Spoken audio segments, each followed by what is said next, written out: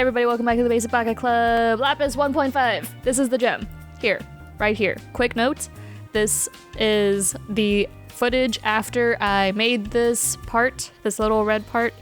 I lost the footage, but here's how it goes. I used this spoon, I covered it in clay, and then the clay fell through the holes, so I covered the holes in tape, I put the clay over that, and then I spray painted the heck out of it like 5 times with whatever spray paint I had to make a nice hard shell on top, because this clay didn't actually set and it was still squishy after, you know, forever and a day. So I sprayed it with spray paint and then it got nice and hard, like a candy apple. And this is how I got this part. And this part is how I make it look like a lapis. Lapis Lazuli. I have all of my supplies here, some paints, a paintbrush, a paint palette, some nail polish, some glitter, a makeup sponge that's a little tore up because it's old and it'll give great texture and speckling. Here we have all of my paints. I didn't know which ones I really wanted to use. I'm just gonna try and use all of them, see where they go. I'm putting a base coat down. This probably took 3 or 4 coats. There's the spoon is still there. I wasn't lying about the spoon. There it is.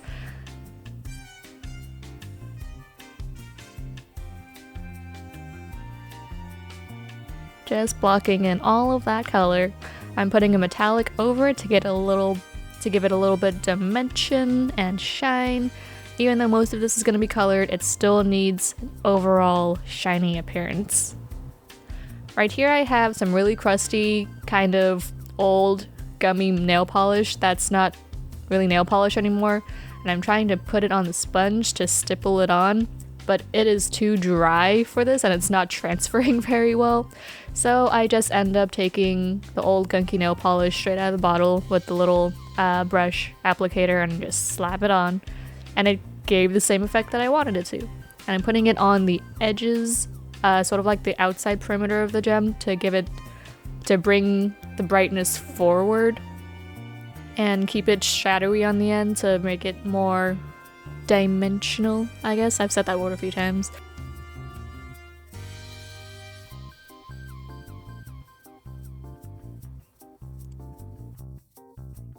Also dropping it, that's cool, that's fun. At least it dropped paint side up. Now I'm taking this nice, like robin's egg blue, an actual acrylic paint, and since it's a lot more watery, it will actually stipple the way I want it to. Oh, that's so pretty. And I'm just sort of layering that on top of the dark part to, you know, balance it out a little bit.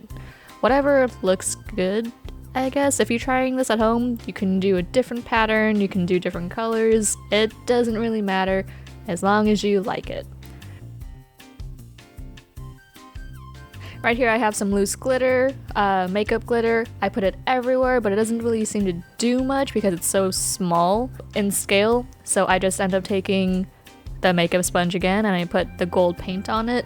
But here's the thing, this gold paint is a little bit transparent or translucent, and I didn't think it would work very well, but the stippling method like condensed it and it made it really opaque, and I was like really happy. Just sort of blending it in, and oh my god, it looks like lapis. Like sometimes it has like the gold running through it. It's so pretty.